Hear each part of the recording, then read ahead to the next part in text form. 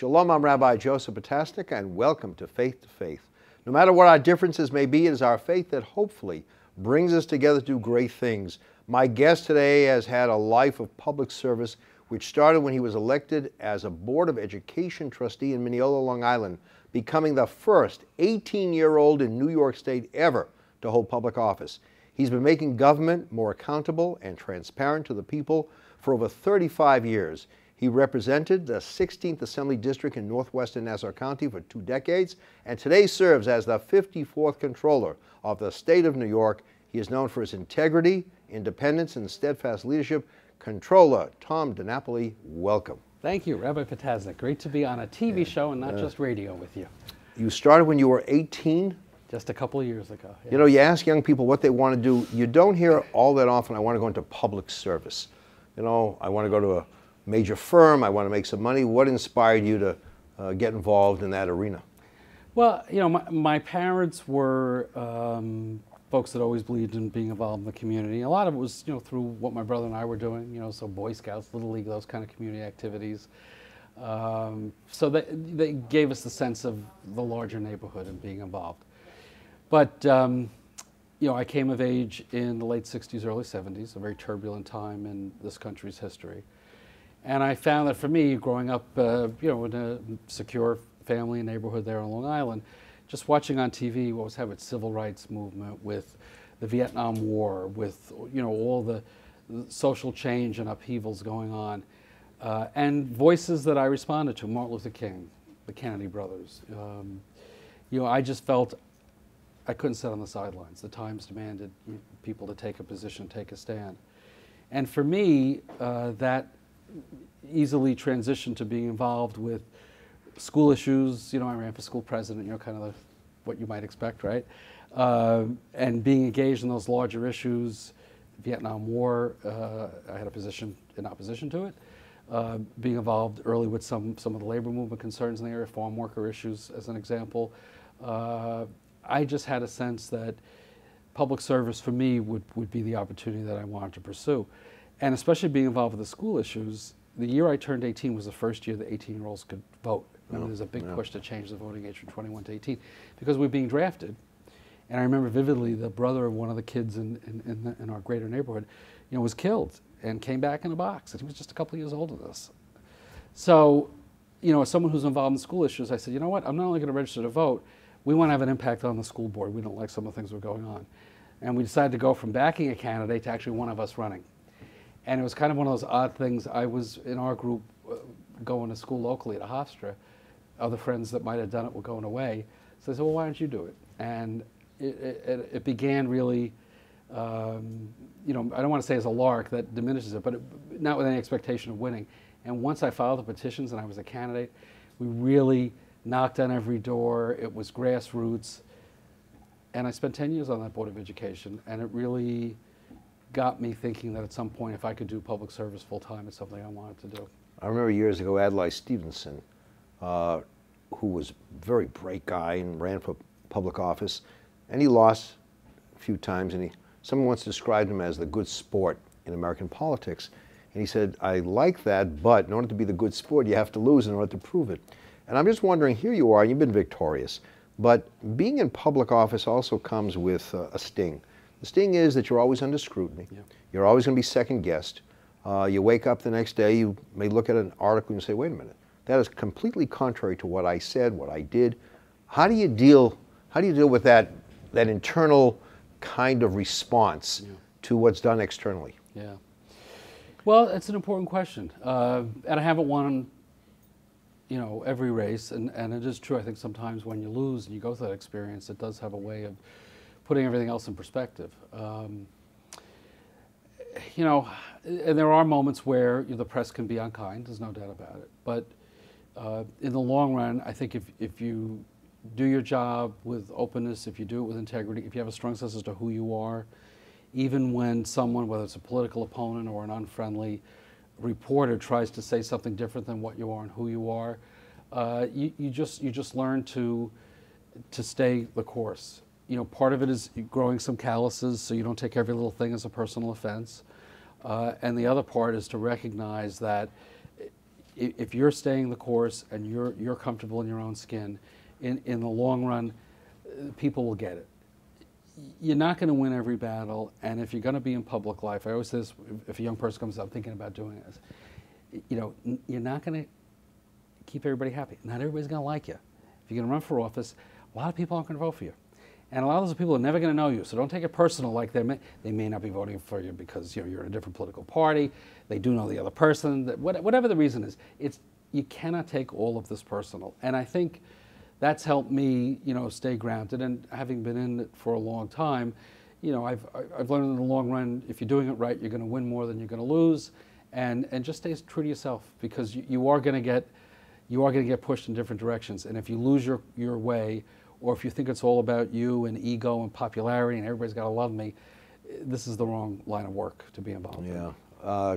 Somebody said it's more about principle than popularity, but sometimes they coalesce. When people do see that you fight for principle, even if they disagree with you, yep, they respect you. Yeah. That's the minimal I think you want. You want to be respected. You may not agree with you, but at least respect me for who I am. Well, I've always said I've yet to be the person that agrees with me on everything.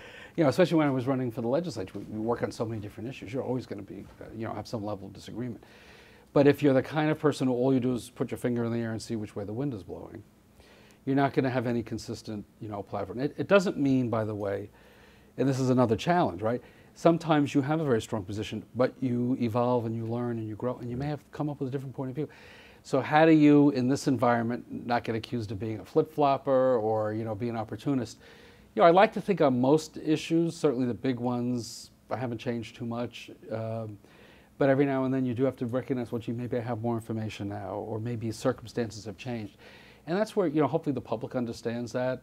But if you're really just someone who reads the polls and every other week you have a different position, you're going to get caught. You're going to get in trouble. We had former Governor David Paterson as a guest a while ago, and he said when he was, in Albany, before he became governor, he was voted a certain way on legislation. When he became governor, he had to veto the legislation right, that he had advocated, because he said circumstances changed. There was no money, available for it. People said, well, wait a minute, you were for it, now you're against it. But that's also reflecting, what are you elected to do? Because I've at times some similar criticism. Well, you say one thing as controller, but when you were a legislator, you fought for more money for this, that. Well, when you're a legislator, you're representing a district, you're representing a community, you're representing neighborhoods. They have certain needs. So of course you're going to fight for your district, you're going to fight for your region. When you're in a statewide position, you have a different constituency. It's not, my little neighborhood in Nassau County. It's now the entire state. So you have to look at issues from the perspective of the greatest good for the greatest number. Yeah. And so you are going to have a slightly different vantage point. But I think people have to understand that. I remember meeting you many years ago. We were both honorees at an event on Long Island. I think you were being honored by the Italian Anti-Defamation League. I was, I think, with the ADL being recognized there. Commissioner of Social Justice, Sons of Italy, yes. All right. Yeah. And I met a lot of people of different faiths there, friends of yours. And I got to learn over the years that, yes, you're a person of faith, but you're a person for all faiths. We can put you in a synagogue on a Shabbat morning and you're comfortable. You'll talk about the portion of the week, you're related to what's going on. You go to a church, the liturgy there. Where did this all come from? How is it that one person can be so proficient in a host of religious traditions? Well, you may be giving me more credit than I deserve in that area, but I do love to be exposed to different traditions. I've always considered myself to be a spiritual person. I think of my grandparents, particularly my mother's parents, immigrants. They kind of had that deep, and I say this in a loving way, not in a negative way, that peasant attachment to the Catholic faith. When you think about their life experience coming here with nothing, material value, separated from their families, in both cases half the family came over, half stayed there. Came at a young age and struggled, to make it here. The one thing they did have were their family members who were here, that network of people from their village in Italy, and their faith. And that's what got them through very, very tough times. And I remember as a kid, my parents certainly, I didn't go to parochial school, but gave me, religious training and communion, confirmation, baptism, obviously all that. And I always had that openness and sensitivity. And then especially going to the public schools, we are exposed to other faith traditions. In the neighborhood that I lived in my elementary district, there were a number of Jewish families. So early on, I had some exposure going to a bar mitzvah or a bat mitzvah.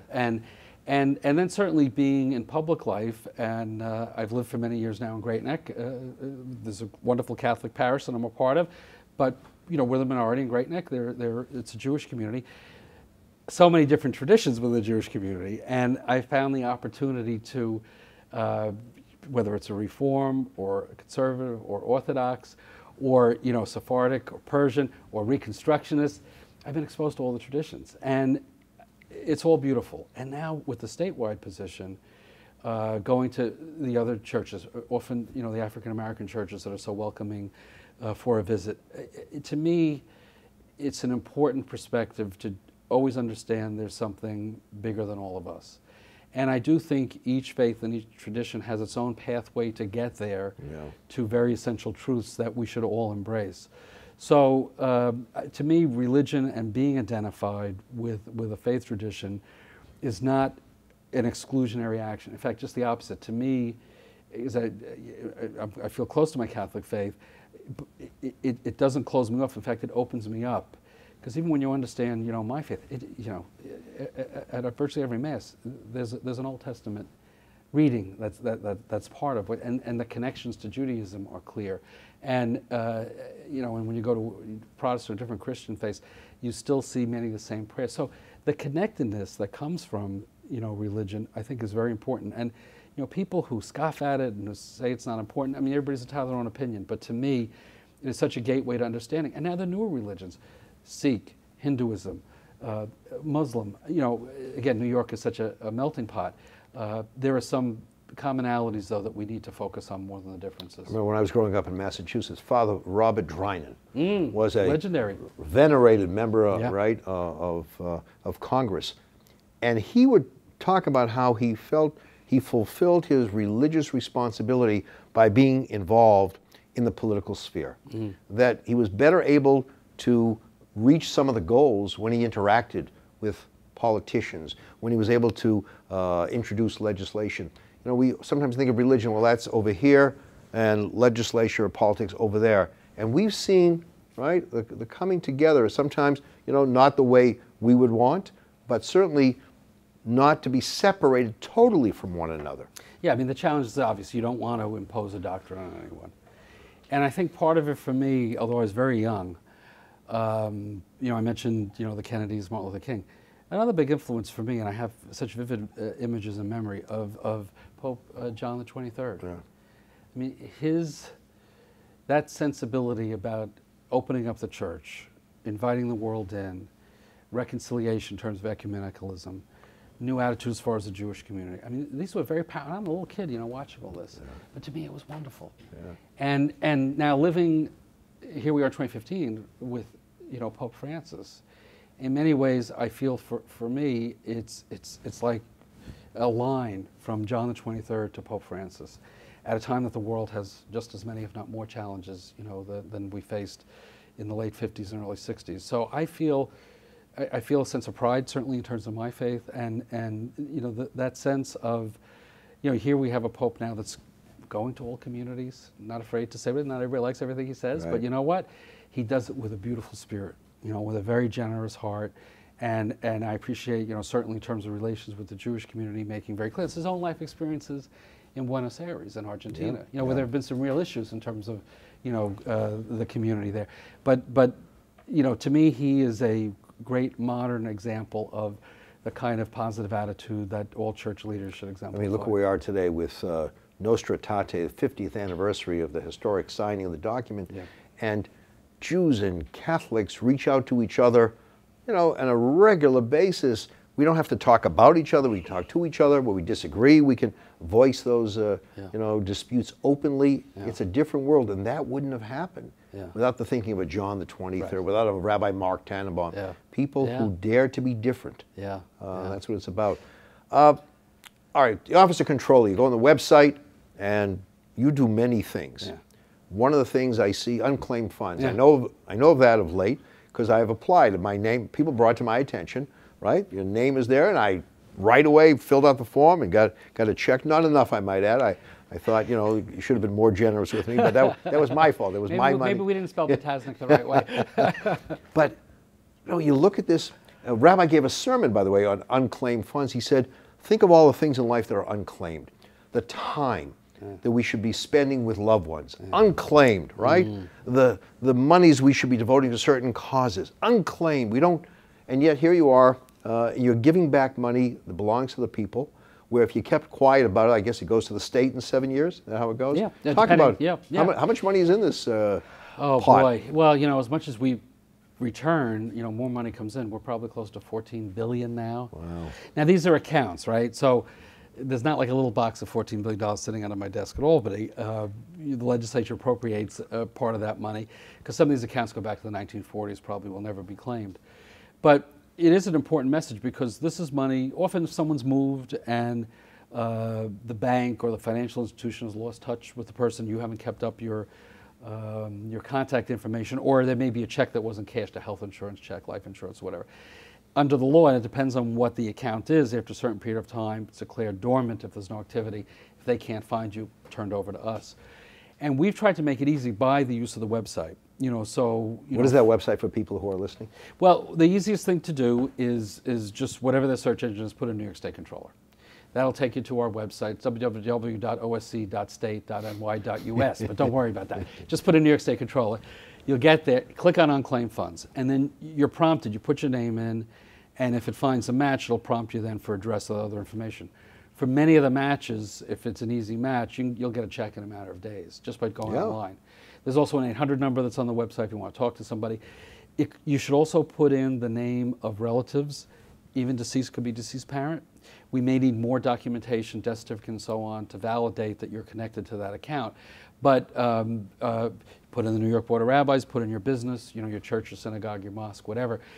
It could be in a corporate or a not-for-profit name as well as an individual. So I always say, if I'm talking to a room of 100 people, usually at least 10 people that have some connection to an account there, we're returning over $1 million a day now to New Yorkers, and we want that number to go up even higher. I have a friend, she says it's a mitzvah. She goes to the list and she looks for people that she knows and starts calling them. Says, do you know your name's on this list? And she says, wow. And people haven't even heard of it. Never heard of it, never knew about it. Never heard of it. And all of a sudden they're getting checks from the controller's office. And you know, usually it's $50 to $100, but every now and then it's a few hundred, a few thousand. We have an account now that's like 1.7 million that hasn't been claimed. It did not say Potasnik. I checked twice. But maybe an alias of might have. It could be several thousands of dollars. So we also try to do some innovative things. We've been working over the years with Project Heart out of Jerusalem to see matches with Holocaust survivors. Wow. And a few years ago, one of my predecessors did a lot of work in that area. But we also have been renewing that effort, so we've been finding some more matches there. We work with, we go to community groups, and we actually have someone go out, with a computer terminal, because even, not everybody has a computer, or they hear about it, but they don't follow up. But if you go to a community event and you see our booth, and they'll put their name in, and very often people are just pleasantly surprised. Hey, it's found money. Yeah, I was talking with someone from Israel, one of the Israeli leaders, said, we love Tom DiNapoli because you have made it a point of also investing funds in Israel. Yeah. Right? Yeah. Well, I'm very proud. We are the state, last I looked, with the largest holdings in the state of Israel bonds, up to about 135 million right now. And I'm a fiduciary. We can't invest money unless we're making money. And we've gotten not only a consistent return, but a very safe return with Israel bonds. So that's one of those opportunities where I can say proudly that our pension fund money is giving us the return that we need as part of our fixed income portfolio, but we're also doing something good with that money. So getting that double bottom line. And we've had other investments in private equity, obviously in publicly held companies as well. And certainly, in the midst of this crazy movement in terms of divestment from Israel, we are very strong investors in Israel. And again, it helps our bottom line, which is my consideration as a fiduciary. But obviously, for New Yorkers, we have such a strong bond with the state of Israel. When I talk about our investments, when I talk about the leadership role we play with Israel bonds, people are happy to hear that we're putting the money in a way that not only makes money for us, but is put to good purpose. And I think that's, as an investor, you want to, and it's always the bottom line, but you want to feel that your money, especially because it's public employee money that they contribute, it's taxpayer money, they want to feel that that money is going to good use. Yeah, well, it's one of the great responses to this boycott, divestment, sanctions. People say, what can I do? Well, invest. Yeah. Buy some Israeli products, and here you are, person grew up Catholic, making sure that Israel is, recognized in a respectful fashion. Look, the energy in that economy, despite all of the pressures, being in the most dangerous neighborhood, such a small country and population, but the creativity, the innovation, it is a place that you want to do business. And certainly for us as Americans, stability in that region, and with Israel being stable with secure borders, it's very important to the whole geopolitical enterprise. So for us to continue to promote stability there by our investments and by our friendship and our understanding, that's our most important ally in that region. This is very important for us to do, and it's exciting for me when we talk about the pension fund for people to understand we do some good things with this investing. I'll just mention quickly, if I can, Rabbi, because I just spoke at a conference where we've also made a decision to invest in Northern Ireland, where after years of tremendous turmoil, you have a peace process that seems to have taken hold. And we were invited by some of the leaders, Protestant and Catholic in Northern Ireland, to say, now that we are entering a different phase, we need capital to get our economy going, to see that there are transformations in the neighborhoods that have been left out, so the conflicts of the past won't reemerge. Well, we're one of the first state pension funds to have a focus on investing in the north of Ireland. We want to be part of keeping that peace process going.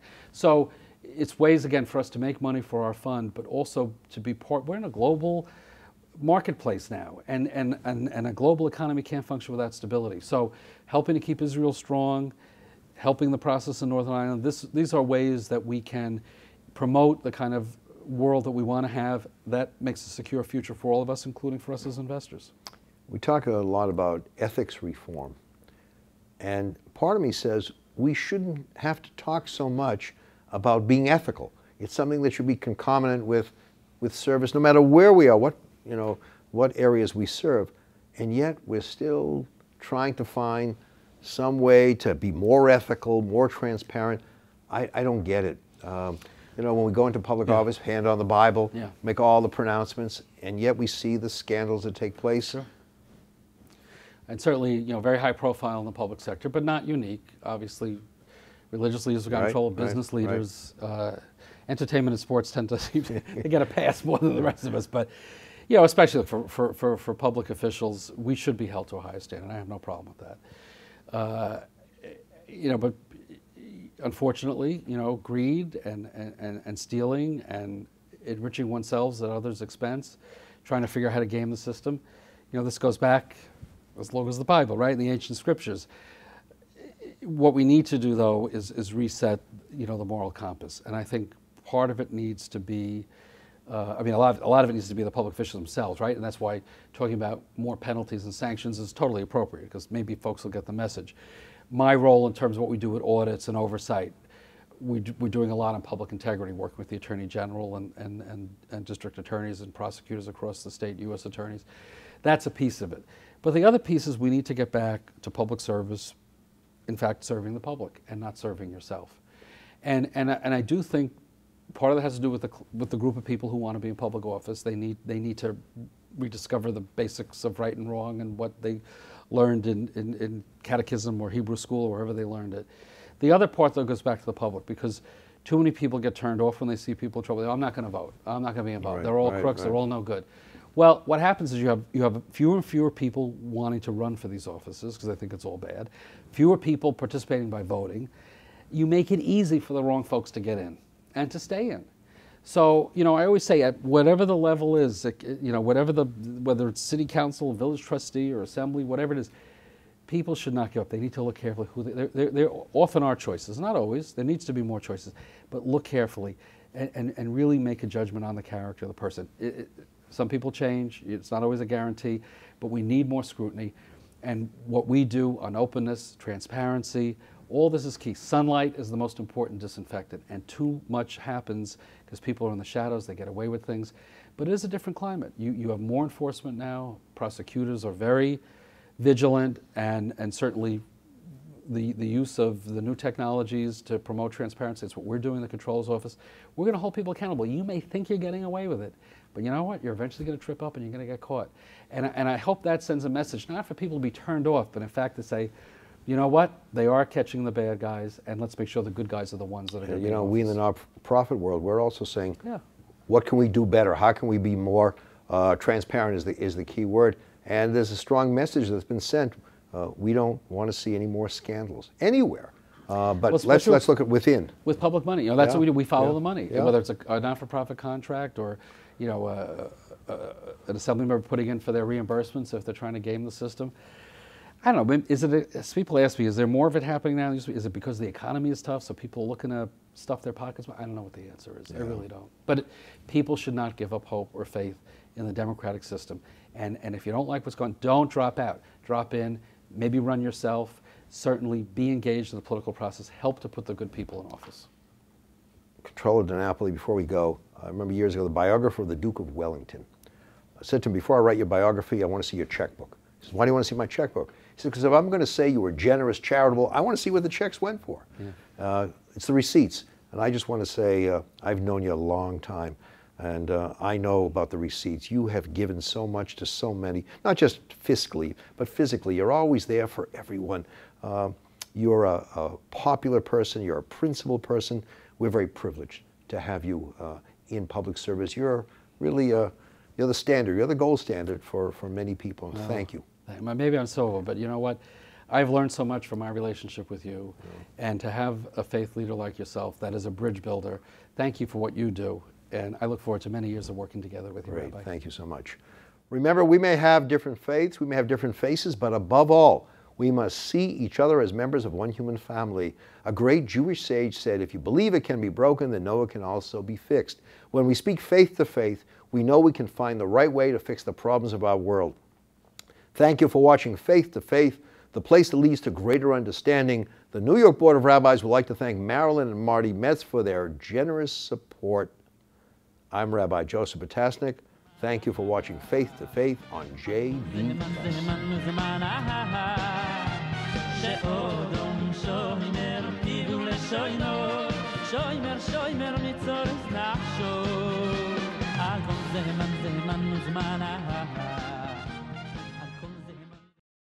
We would be pleased to send a complimentary DVD of this program to anyone who wishes to support JBS, the Jewish Broadcasting Service, with a tax-deductible gift of $36, double chai or more, to the nonprofit organization Jewish Education in Media. Simply visit the JBS homepage and click on the Donate button to make a donation by PayPal or your credit card. And please indicate the program for which you would like a DVD. Or you can send your tax-deductible check made out to Jem, Post Office Box 180, Riverdale Station, Bronx, New York 10471. And again, please remember to indicate which program you would like to receive with our compliments. And we thank you for your kind support.